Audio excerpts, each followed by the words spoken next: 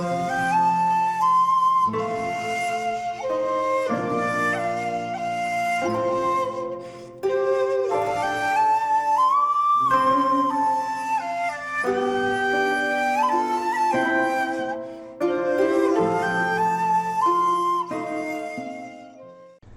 there, this is Solitude from Solitude Films, and welcome to another random review. Today's random review is Season 3 of Dungeons and Dragons, the animated show from the 80s, and we're now up to the grand year of 1984. This is Volume 3 on DVD. This has 7 more episodes. This season, contains probably the most famous episode in the Dungeons and Dragons 4 seasons. This has the Treasure of Tardos, City at the Edge of Midnight, the Traitor, Day of the Dungeon Master, The Last Illusion, the Dragon's Graveyard, which is probably the most famous episode, and Child of the Stargazer. And this is probably, for me, the best season so far. So I'm just going to go through a brief synopsis. I may have to use my notes. Apologies for ruining the magic. So the first one, Treasure of Tardos. Dungeon Master tells the children about Demo Dragon, half demon, half dragon, just to make things even worse. And they're going to have to help destroy Demo Dragon, or it will take over and destroy the whole realm.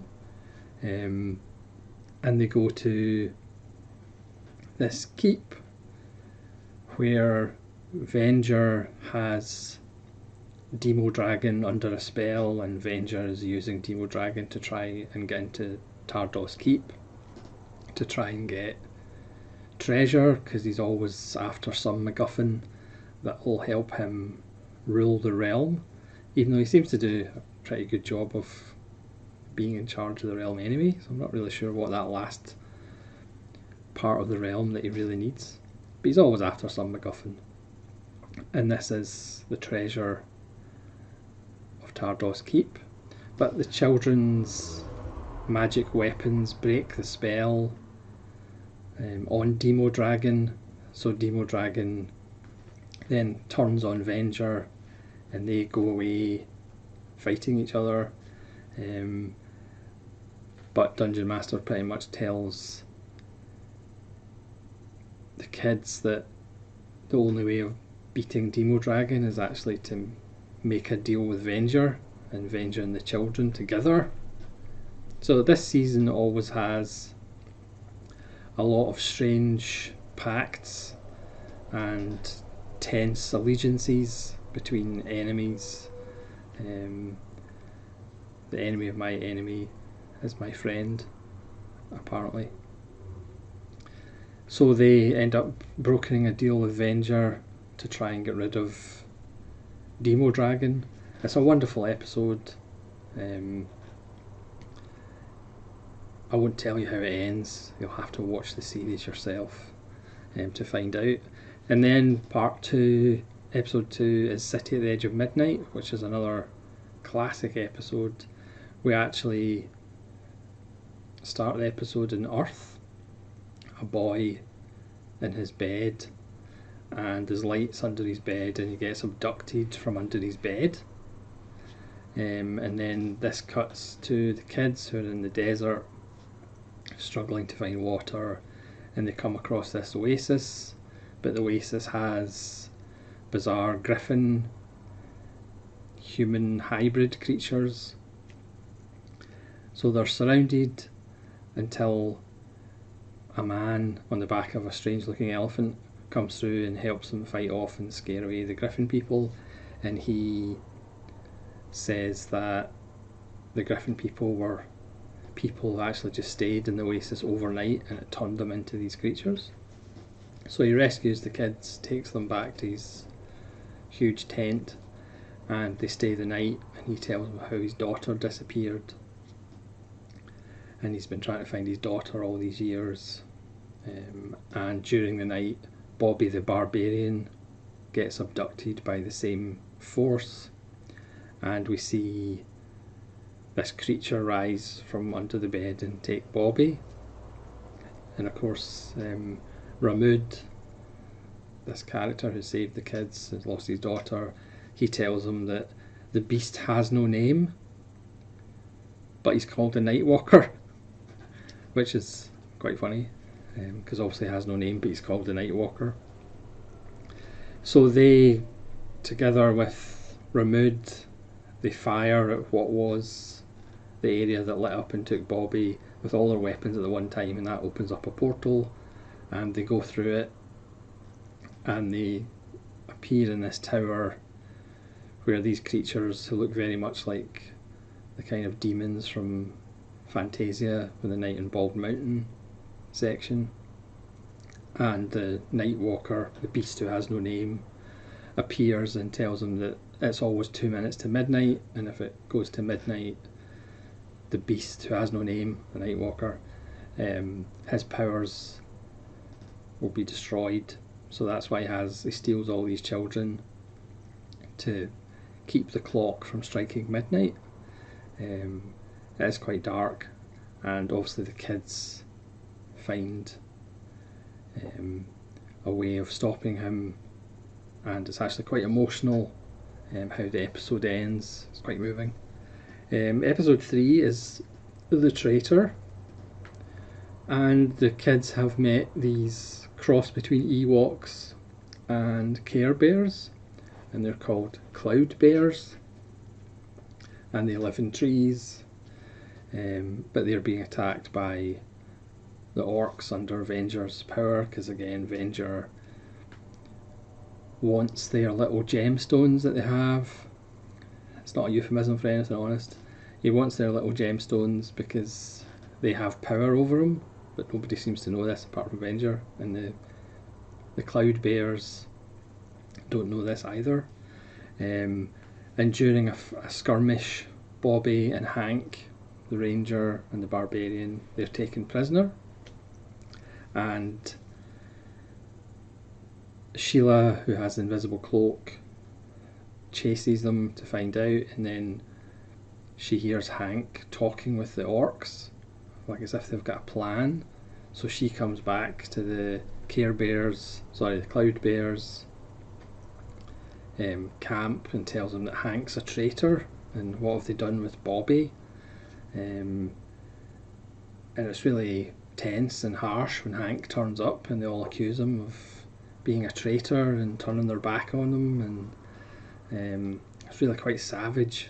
But obviously we find out what the truth actually is.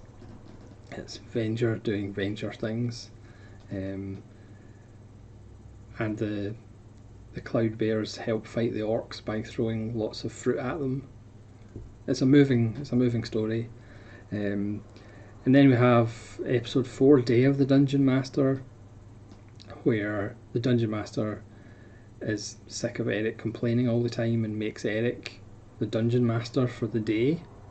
And they get into many hilarious scrapes, but it does find out that Eric does have some power in their missions to find this golden grimoire, which will help send them home.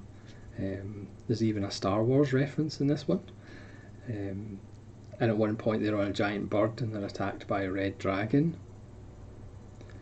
And at the end of the episode, they've got a portal home appears, but again, as throughout the season, characters kind of take turns in making a choice. And it's Eric's turn to make a choice between getting home or sacrificing himself, but he would have to stay behind, and how the other kids react to that choice. And at the end of the episode, Dungeon Master breaks the fourth wall by winking at us. He winks at the audience, that cheeky Dungeon Master. It's another really good episode. And then we get to episode 5, The Last Illusion, which we see the kids at the start of episodes, as we usually do. They're in a scrape. This time they're attacked by a swamp octopus, which are obviously very common in the realm. They cause terrible trouble. Presto gets separated and he finds this strange girl asking him for help, but she's not actually there. She's just a projected hologram, a hallucination perhaps. So this is Presto's episode to have a girlfriend and then be crushed. As we know, if you've watched the series, each character kind of meets somebody that they have feelings for, and then end up having to make a choice. So this is about lost children. It's about Venger at it again, keeping this girl who has the powers to create illusions. The kids get treated by the local villagers as wizards and witches, and they've got to be burned. And then it comes to the kids breaking into a forbidden tower, because you never get like towers of happiness in this program. It's always like forbidden tower and towers of despair, swamps of doom. And it's a wonderful episode. Again, it's about Venger trying to get the weapons off the children, because that'll give them the extra power to take over the realm. But then we have episode 6, which is probably the most famous one. Certainly one of the darkest, if not the darkest episodes.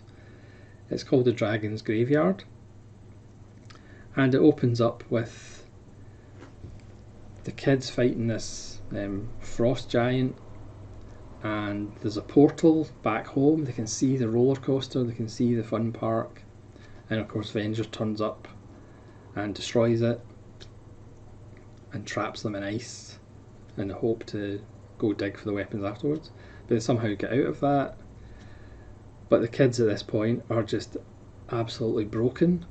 They are frustrated, they are angry. Bobby breaks down in tears. They're all like super pissed off.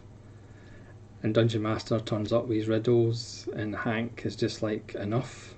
We don't want to hear your riddles. We want to get rid of Venger. Once and for all, we just want rid of Venger. And Dungeon Master starts with, oh, but you have to go here because the Duke of Darkness, and he's just like shut down, and it's just like, no, we've had enough. We want rid of Venger. And Dungeon Master sees that they're just so angry that he just kind of walks off with his head down, because they've gone beyond the point.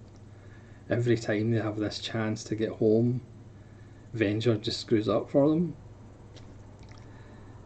So Dungeon Master does say, well, if you want that, you have to go to the Dragon's Graveyard. It's the only place where your weapons are super powerful that you could perhaps beat Venger once and for all. But the way to do it is ask Tiamat, the famous big dragon, and the only one that can really give Venger a good doing. You're going to have to ask Tiamat to help you, which is obviously easier said than done, because Tiamat is solid.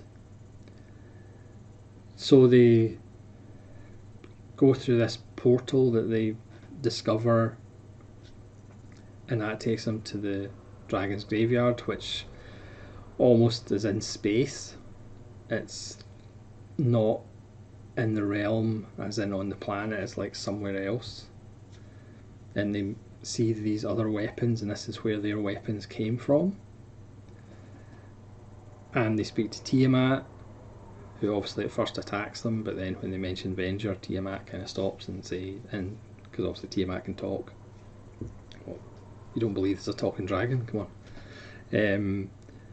So she agrees, and then she goes to wherever Venger is, knocks down his wall, and puts Venger through a portal, and he turns up in the Dragon's Graveyard.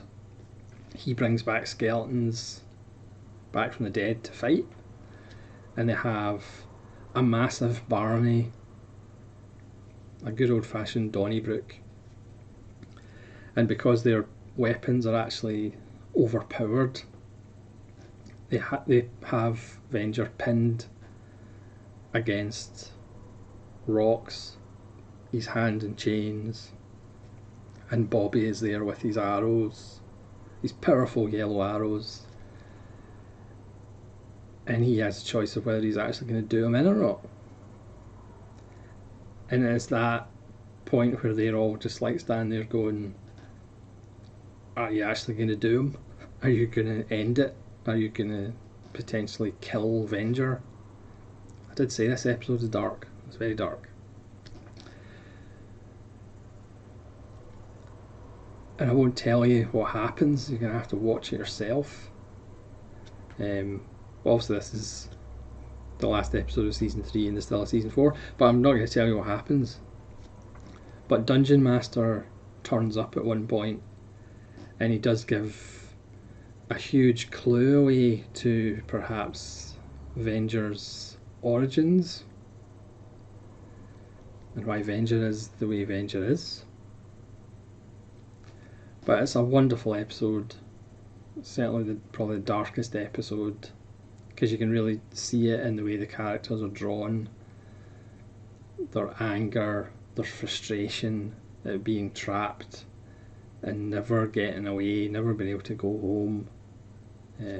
It just boils over in this episode, and there's no kind of, a lot of episodes have Eric, the selfish cavalier, kind of falling down a hill at the end and they all have a big laugh. This episode has none of this. It's pretty much just, it ends. There's no hilarious joke at the end of the episode. So then, kind of anticlimactically, that's not the last episode of the season. You would kind of think they would make that the last episode of the season, but it's not. We come back for Child of the Stargazer. Now this one doesn't have Venger in it. This is about a curse by a queen who is a half human, half demon, and there's a prophecy where a child of a stargazer stands in a portal, and that ends the 1,000-year reign of this demon queen. So they meet this character who breaks out of prison, and he's the child of an astronomer from a distant land. But we find out that Diana, the acrobat, she's also the son of an astronomer, so it could be either of them in the prophecy. And this is Diana's turn to have a romantic interest.